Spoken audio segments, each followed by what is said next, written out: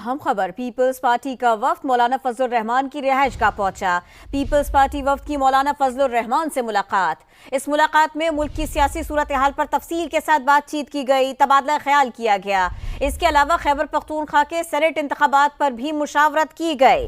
Peoples party का वफ्द मौलानाफज़ल रहमान की रिहाइश गाह पहुंचा। पीपल्स पार्टी के वफ्द की मौलानाफज़ल रहमान से मुलाकात। इस अहम मुलाकात में मुल्क की सियासी सूरत हाल के ऊपर तबादला ख्याल किया गया। इसके साथ साथ खैबर पख्तूनख्वा के सेनेट इंतखाबात के ऊपर भी मुशावरत की गई। वफ्द की तफसील भी आपको बता दें। वफ्द में गवर्नर KP फैसल करीम कुंडी, खुर्शीद शाह, जाहिर शाह शरीक हैं। इस अहम मुलाकात में, इस अहम बैठक में अकरम दुर्रानी, मौलाना रहमान और असद महमूद भी मौजूद रहे। पीपल्स पार्टी का वफ्द मौलानाफज़ल रहमान की रिहाइश गाह पहुंचा।